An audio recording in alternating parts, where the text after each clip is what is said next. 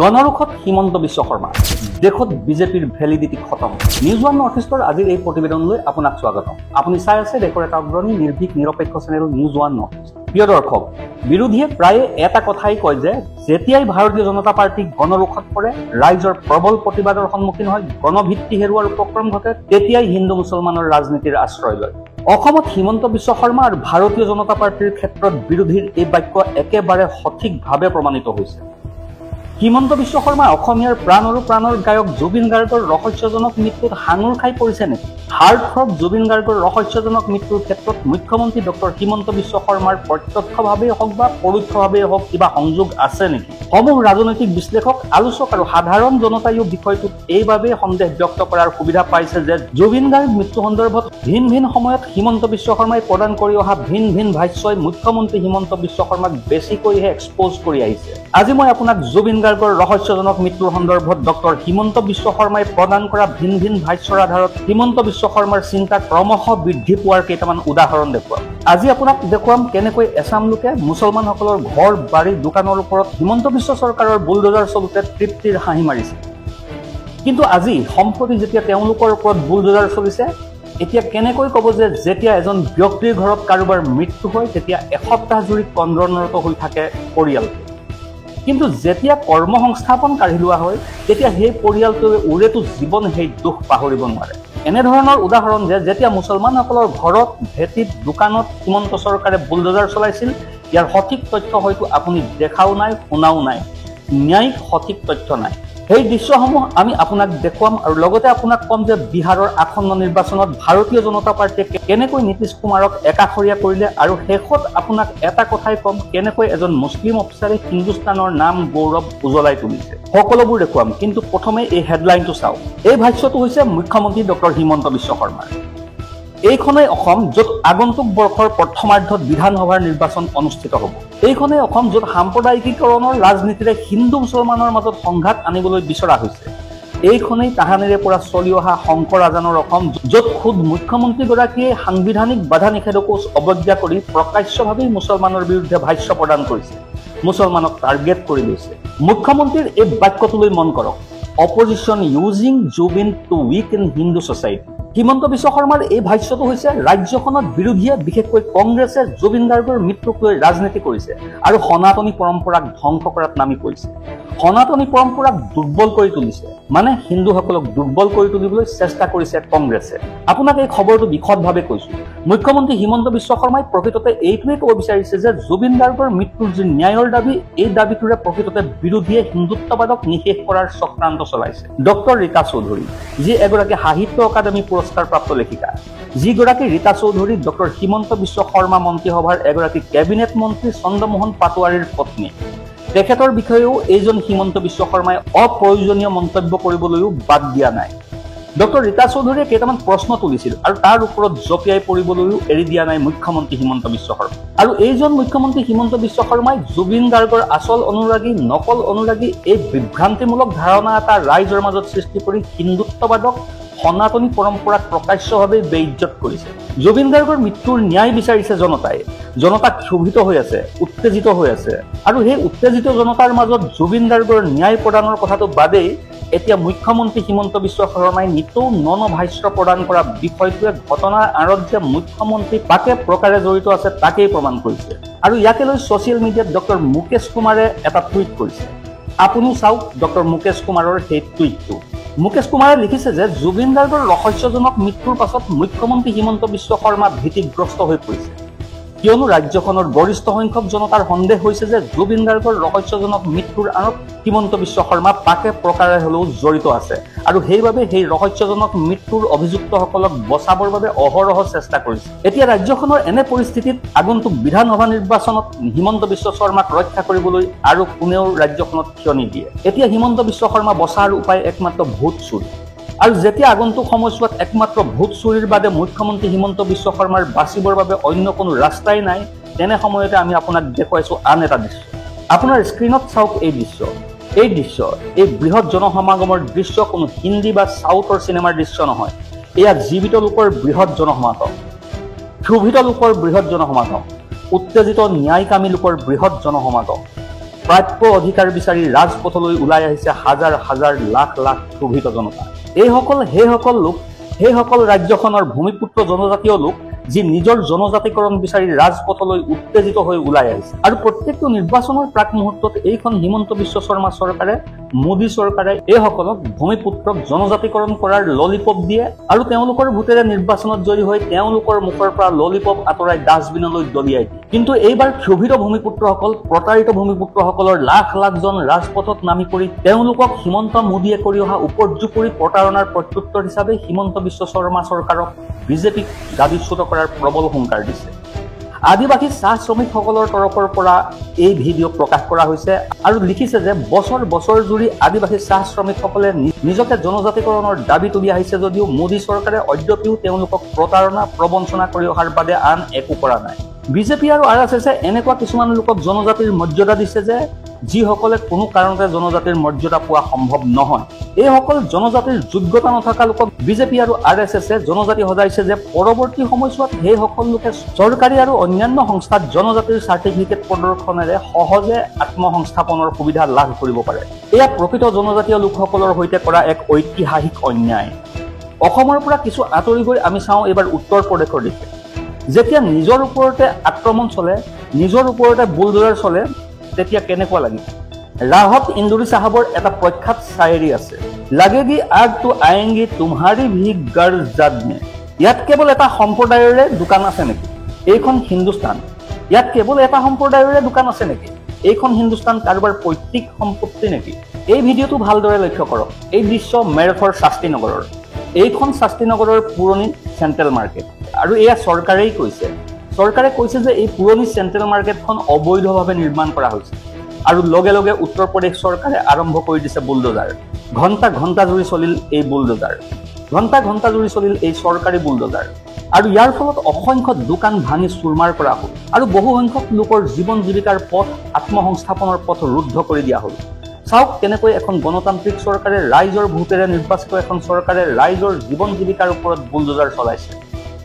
আৰু এটা দৃশ্য দেখুৱাম আপোনাক, কেনেকৈ সৰ্বস্ব হেৰুৱাই লোকসকলে কান্দি উঠিছে, কেনেকৈ অসহনীয় বেদনালৈ এই লোকসকল জীয়াই আছে। এইখিনিতে মই আপোনাক এগৰাকী মহিলাৰ ভাষ্য শুনাম। চাওক, এই দোকানবিলাকৰ শ্বাটাৰ বন্ধ আছে। দোকানীসকলে শ্বাটাৰৰ সন্মুখত বহি সৰ্বস্ব হেৰুৱাই কান্দোনত ভাগি পৰিছে। এজন দোকানী শ্বাটাৰৰ কাষত বহি আছে আৰু তেওঁৰ পত্নী কান্দি আছে। আৰু চাওক কি কৈছে এই ক্ৰন্দনৰত মহিলা মিনু গুপ্তাই। এবাৰ মন দি শুনক। দৈনিক ভাস্কৰৰ সংবাদদাতাৰ সন্মুখত কি কৈছে এই মহিলাগৰাকীয়ে, এবাৰ মন দি শুনক। सभी कुछ खत्म हो जाएगा। किसी के परिवार में एक व्यक्ति मरता है तो आदमी 15 दिन रोता है, 20 दिन रोता है, महीना रोता है, इसका रोजगार जाता है, पूरी जिंदगी रोता है, पूरा परिवार रोता है। हमने ईमानदारी से काम करा, हमें चोरी ना करनी अभी तो हमारे बच्चे भी छोटे छोटे, बता इन बच्चों को क्या करें, क्या जवाब दें, कहते क्या। বিশাল জ্যোতিদেৱ আগৰৱালে এই দৃশ্য শ্বেয়াৰ কৰি ছচিয়েল মিডিয়াত লিখিছে যে মেৰঠৰ 22খন দোকানৰ ওপৰত বুলডোজাৰ চলিল। এই দোকানবিলাক বিগত 35 বছৰ ধৰি চলি আছিল। কান্দি কান্দি এই ব্যৱসায়ীসকলৰ অৱস্থা তথৈবচ হৈ পৰিছে। আদানীক ব্যৱসায় কৰিবৰ বাবে LICৰ পৰা $3.9 বিলিয়ন দিয়া নৰেন্দ্ৰ মোদীয়ে কিন্তু এই ব্যৱসায়ীসকলৰ বাবে লেণ্ড ইউজ নীতিৰো পৰিৱৰ্তন কৰিব নোৱাৰে। যেতিয়ালৈকে আমিবোৰে, আমাৰ মানুহে হিন্দু মুছলিম মছজিদ মন্দিৰ, শ্মশান কবৰস্থান বিষয়বোৰক প্ৰাধান্য দি ভোট দি থাকিম, তেতিয়ালৈকে এনেকৈ ভুগি থাকিব লাগিব। আশ্ৰফ হুছেইন নামৰ এজনে ইয়াকে লৈ ছচিয়েল মিডিয়াত লিখিছে যে উত্তৰ প্ৰদেশৰ মেৰঠত বুলডোজাৰ সংঘটিত হোৱাৰ পাছত ব্যৱসায়ীসকল কান্দোনত ভাঙি পৰা দেখা গৈছে। ইয়াত শাস্তিনগৰৰ পুৰণা চেণ্ট্ৰেল মাৰ্কেটত বুলডোজাৰ চলিল। মাত্ৰ কেইটামান ঘণ্টাৰ ভিতৰতে সকলো নিৰ্মাণ কাৰ্য ধ্বংস কৰি দিয়া হ'ল। কান্দোনত ভাঙি পৰিল ব্যৱসায়ীসকল। এগৰাকী মহিলাৰ ভিডিঅ' ভাইৰেল হৈছে। মহিলাগৰাকীয়ে কৈছে যে চৰকাৰে ইচ্ছা কৰা হ'লে অন্য ব্যৱস্থাও কৰিব পাৰিলেহেঁতেন, আমাৰ জীৱন জীৱিকা বাচি থাকিলহেঁতেন। প্ৰিয় দৰ্শক, আৰু এটা কথা কওঁ, ৰামধাৰী সিং দিনকৰ নামৰ এগৰাকী প্ৰখ্যাত ব্যক্তিৰ এটা প্ৰখ্যাত উক্তি আছে, যেতিয়া বিনাশৰ তৃপ্তিয়ে মানুহৰ ওপৰত প্ৰভুত্ব বিস্তাৰ কৰে তেতিয়া প্ৰথমে বিবেকৰ মৃত্যু ঘটে। আৰু এই উক্তিটোৰ মানুহৰ স্থানত যদি চৰকাৰ শব্দটো প্ৰয়োগ কৰোঁ তেতিয়া আগন্তুক 27ৰ নিৰ্বাচনৰ ফলাফলৰ ছবিখন আপোনাৰ সন্মুখত ভালদৰে পৰিষ্কাৰ হৈ পৰিব, যিটো অসমত হ'বলৈ গৈ আছে। যেতিয়া বিনাশৰ তৃপ্তিয়ে চৰকাৰৰ ওপৰত প্ৰভুত্ব বিস্তাৰ কৰে তেতিয়া বিবেকৰ মৃত্যু ঘটে। যিসকল ভাৰতীয় জনতা পাৰ্টিৰ ভোটাৰে চৰকাৰ গঠন কৰিছিল, একক সংখ্যাগৰিষ্ঠতা প্ৰদান কৰি চৰকাৰ গঠন কৰিছিল, হিন্দুৰ হৃদয়ৰ সম্ৰাট হিচাপে অধিষ্ঠিত হোৱা সেইজন যোগী আদিত্যনাথৰ শাসনতে আজি ব্যৱসায়ীয়ে জীৱন জীৱিকা হেৰুৱাই কান্দোনত ভাগি পৰিছে। তেন্তে বিশ্বাস কৰিব কাক, ভৰসা কৰিব কাৰ ওপৰত? আৰু এইসকলেই যদি পুনৰ ভাৰতীয় জনতা পাৰ্টিক আগন্তুক নিৰ্বাচনত ভোটদান কৰি পুনৰবাৰ ক্ষমতালৈ আনে, তাতকৈ দুৰ্ভাগ্যৰ বিষয় আৰু একো হ'ব নোৱাৰে। ৱাছিম আকৰাম ত্যাগীৰ এটা টুইট আছে, হিন্দু মুছলমানৰ মাজত বিভেদ সৃষ্টি কৰা, বিভেদ বিয়পোৱা। মুম্বাইৰ পৰা অভয় প্ৰতাপ সিঙে প্ৰচাৰ কৰা এই ভিডিঅ'টো চাওক। এনেদৰে এনে ভিডিঅ' ভাইৰেল কৰিয়ে হিন্দু মুছলমানৰ মাজত হিংসা বিয়পোৱা হৈছে আৰু ইয়াৰ পৰিণাম ভুগিবলগীয়া হৈছে মেৰঠৰ নিচিনা ঠাইৰ ব্যৱসায়ীসকলে। হিন্দু মুছলমানৰ এই চৰকাৰী সাম্প্ৰদায়িকতাবাদৰ খেলাখনত বিধ্বস্ত হৈছে উত্তৰ প্ৰদেশৰ মেৰঠৰ এই ব্যৱসায়ীসকল, অসমৰ বৰপেটা, গোৱালপাৰা, ধুবুৰী ইত্যাদিৰ সাধাৰণ দিন হাজিৰা কৰা লোকসকল। এই ভিডিঅ'টো মুম্বাইৰ। এই ভিডিঅ'টোত কৈছে যে এয়া কোনো লাহোৰ, ইছলামাবাদ, ঢাকা বা কান্ধাৰৰ দৃশ্য নহয়, এয়া মুম্বাইৰ পেটোৱাৰৰ দৃশ্য। আৰু এই জনসমাগমক মুছলমানৰ জনসমাগম বুলি কৈছে যে এই দৰিদ্ৰসকলেই দেশখনৰ বেছিভাগ অঞ্চল দখল কৰিছে। এইসকলেই হিন্দুসকলক প্ৰতিদিনে ভয় ভাবুকি প্ৰদান কৰি আহিছে। কিন্তু ইয়াৰ ফেক্ট চেক কৰিবলৈ কোনো নাই। যি এইবিলাক প্ৰচাৰ কৰি সমাজত সাম্প্ৰদায়িক বিধিবাস্প ছটিয়াইছে, তেওঁলোকে জানে যে ইয়াৰ ফেক্ট চেক কৰিবলৈ কোনো নাহে। গতিকে যিমান পাৰি সিমান সাম্প্ৰদায়িক বিধিবাস্প ছটিয়াব লাগে। টুপি পিন্ধা লোকসকলক দেখিলে কিছুমানৰ ঘৃণাৰ ভাৱ জাগি উঠে, আৰু এই ঘৃণাৰ ভাৱ জাগি উঠাসকলৰ ভিতৰত এইজন সাম্প্ৰদায়িক অভয় প্ৰতাপ সিঙৰ দৰে লোক বহুতো আছে। আৰু তথ্যৰ ভিত্তিত যদি আপুনি চায়, তেতিয়া দেখিব যে তেওঁলোকৰ মুখবোৰ বিষাদগ্ৰস্ত হৈ উঠিব। তথ্যৰ ভিত্তিত মুছলমান ক'ত আছে? হিন্দুস্তানত হিন্দু ক'ত আছে? তেওঁলোকৰ জনসংখ্যা কিমান? তেওঁলোকৰ ফাৰ্টিলিটিৰ ৰেট কিমান? এইবোৰ যিদিনা সন্মুখত প্ৰকাশ হৈ পৰিব, সেইদিনাই অভয় প্ৰতাপৰ দৰে সাম্প্ৰদায়িক হিংসা বিয়পোৱা এই লোকসকল এক্সপ'জ হৈ পৰিব। এই মানুহজনে, এই অভয় প্ৰতাপ সিঙে এইটো কৈ মানুহক ভীতিগ্ৰস্ত কৰিছে যে বৰ্তমান 2025 চন, চিন্তা কৰক 2047 চনত কি অৱস্থা হ'ব। কাৰণ এওঁ জানে যে মানুহবিলাকৰ বেছি সংখ্যকেই এতিয়া অন্ধভক্ত। এওঁলোকে এনে দৃশ্যই বিচাৰে, আৰু সেইবাবে এনে দৃশ্যসমূহ অপব্যাখ্যা সহিতে প্ৰচাৰ কৰা হৈছে। ৱাছিম আকৰাম ত্যাগীয়ে এটা টুইটত লিখিছে যে প্ৰধানমন্ত্ৰী হিন্দু, তেওঁৰ সম্পূৰ্ণ কেবিনেট হিন্দু, সেনাবাহিনীৰ 3টা বিভাগৰে মুৰব্বীসকল হিন্দু, কিছু সংখ্যক বাদ দি দেশৰ বেছিভাগ আৰক্ষী বিষয়াই হিন্দু, আধাতকৈও আধা বাদ দিলে দেশৰ সকলো জিলা অধিকাৰী হিন্দু, 4 ভাগৰ এভাগ বাদ দি দেশৰ সকলো ৰাজ্যৰ মুখ্যমন্ত্ৰীয়ে হিন্দু। কিন্তু তথাপিও হিন্দু সংকটত আছে। মুছলমানৰ ফটো দেখুৱাই দেশৰ হিন্দু জনতাক এইসকলে হিন্দু সংকটত আছে, সংকটত পৰিছে বুলি এক ভুৱা শংকাৰ সৃষ্টি কৰিছে। আৰু এই পলিটিকেল জোকাৰবিলাকে এনেদৰে প্ৰকৃত হিন্দু, প্ৰকৃত সনাতনীসকলৰ মাজত এক ভুৱা শংকা জগাই তুলিবলৈ অহৰহ চেষ্টা কৰি আহিছে। আপুনি আৰু এটা দৃশ্য চাওক। এই দৃশ্য হায়দৰাবাদৰ। ভিডিঅ'টোত দেখুওৱা হৈছে যে হায়দৰাবাদত গো মাংস বিক্ৰী কৰা এখন দোকানত বজৰং দলৰ লোকে আক্ৰমণ কৰিছে। এইবিলাকে এতিয়া সমগ্ৰ দেশখনত চলি আছে। স্বাধীনতাৰ পাছত এইখন বিজেপি চৰকাৰৰ দিনতেই পোন প্ৰথমবাৰৰ বাবে চৰকাৰী উদ্যোগত চলিছে হিন্দু মুছলমানৰ মাজত সাম্প্ৰদায়িক সংঘাত সৃষ্টিৰ সম্পূৰ্ণ কুচকাৱাজ। কিন্তু এতিয়াও এইখন দেশত, এইখন ৰাজ্যত এনে এচাম ব্যক্তি আছে যি আমাৰ হাতামপুৰুষীয়া সাম্প্ৰদায়িক সম্প্ৰীতিক বৰ্তাই ৰাখিছে।